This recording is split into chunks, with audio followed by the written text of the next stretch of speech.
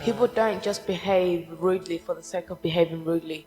So it comes down to hurt people.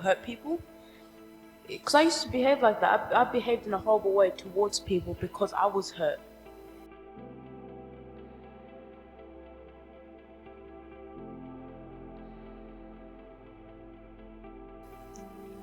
But these thoughts were caused by what? The original root and cause of everything is ignorance. You didn't know who you were. You didn't know the original state. If you knew that regardless of what anybody says, you will always be loved, you'll be walking differently.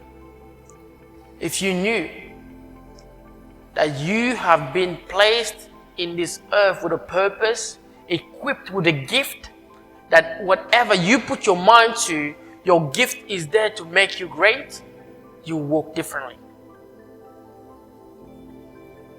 But when you are trying to, instead of the system catering for you, you are trying to cater yourself for the system, you'll be chasing tail your whole life, trying to survive. Talking about, I asked somebody, say, how you doing, man? I said, man, they respond to me, Joe, man, I'm just surviving. I looked and I laughed. Why are you surviving? You've got it all. You got all the resources in you. Everything you need for your life is already in you. And the core foundation of everything is identity. And that identity is love. That is your identity. You are a being created for love, to be love. That is who you are.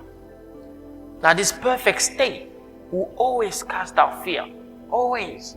Because fear is a result of an external source. Sister Kutsai preached at Sabbath one Sunday. And she preached about, the struggles with, anxiety, depression. And it's always encouraging to know that your identity in Christ, that's our true identity. To, as encouragement for a lot of the young youth, going through anxiety and mental health. So thank you, Brother Messi, for sharing reminding me of that, that's that key encouragement that we have our identity in now Christ the Lord. So I'm into that. Nah, definitely. And I want to say one thing about what you said that's very powerful in terms of identity. It's whether you believe in your identity or not makes no difference. Now, your identity comes with a package of inheritance. If you don't believe it, it's your fault. Because the universe recognizes you as the master of this very earth. He knows you are the master. But if the master does not know that he is his own master and he governs all things that is placed in front of him, then that's a loss from the master. But all things was given to you. And when it was given to you, he said, all things are yours. He said, let them have dominion. Yeah. What you were saying with that they can't run away from their identity. And as much as you try to, it doesn't change the fact about what's true about you and about what God created you to be in the first place and what he intended for all men. And it just ties in with, those verses that, it's quite plain. It says God is love, and then it also says that God created man in his own image, which is love.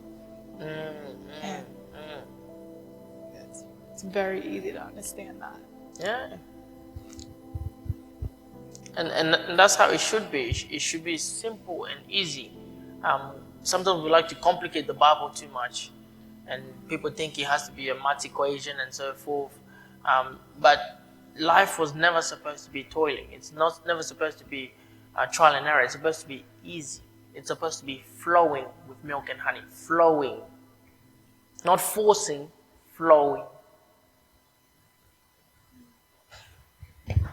Just with I heard the part where you're talking about running away from your identity, which is love, because I used to do that.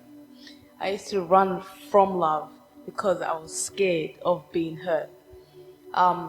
And that was because the reason why I had fear of love is because I didn't have love within me. Because you can't be scared of something that's within you. I don't think I can be scared of something that's within me. So I used to run away from people who cared about me and were trying to help me the past year or two. And then it wasn't until I experienced unconditional love that's when I could actually accept love.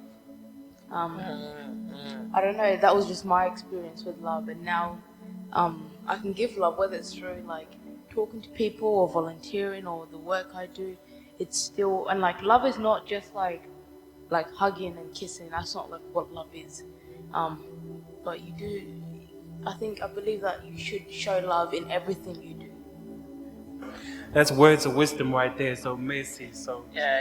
and you know, matey, but thank you, sis, for reminding me that too. It's not all about just all that. It's just hugs and all that. It's also like showing that like what Joel mentioned. God is not looking for abilities, looking for availability. Availability. That's all. Looking at other people, you can, if they like annoy you or get you angry or something like that, you could look at them and see Christ in them.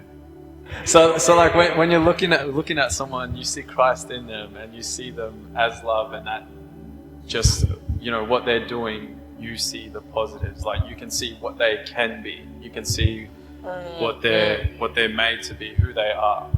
Yeah.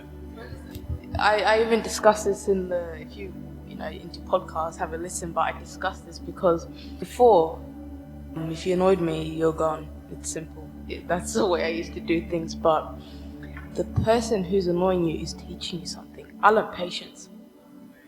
I learned how to detach, and it was the hardest thing I probably had to do, but it was the best decision I made, to stick with it and detach myself, because you have to separate the person with their actions. I had to separate the person who's annoying me and doing all this stuff.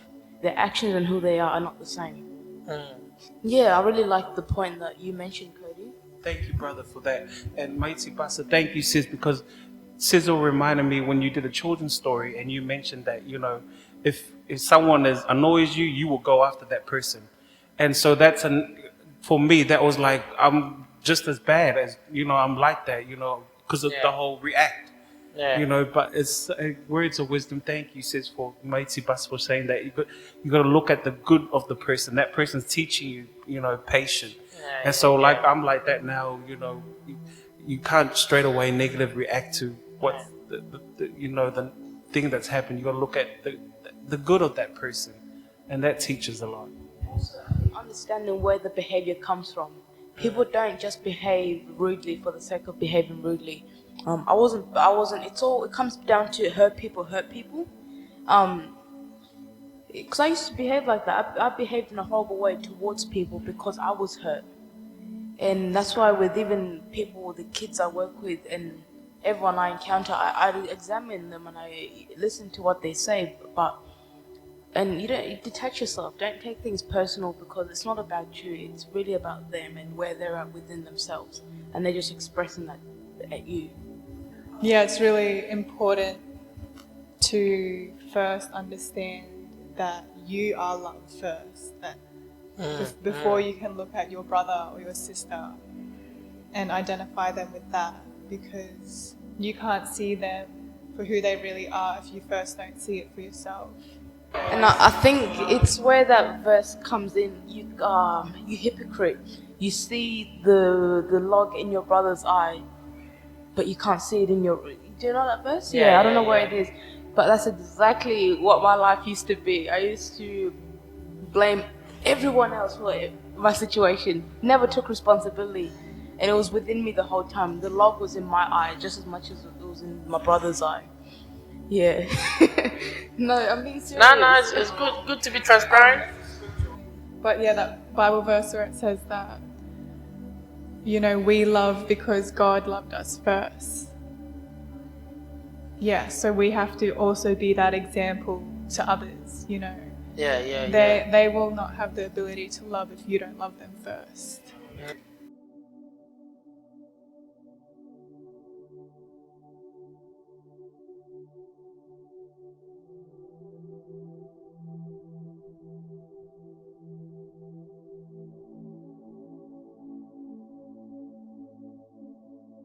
People don't just behave rudely for the sake of behaving rudely.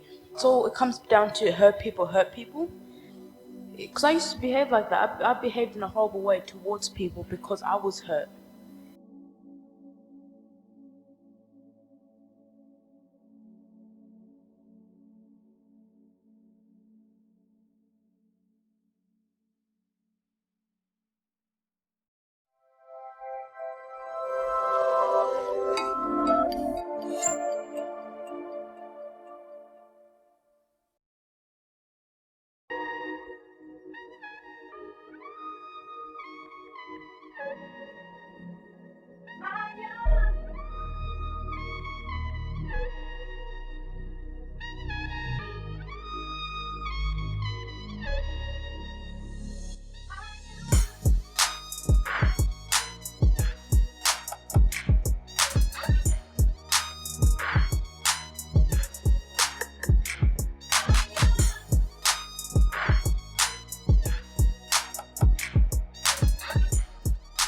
Discover your gift and purpose to become effective in this life. Welcome to Reality Creation TV.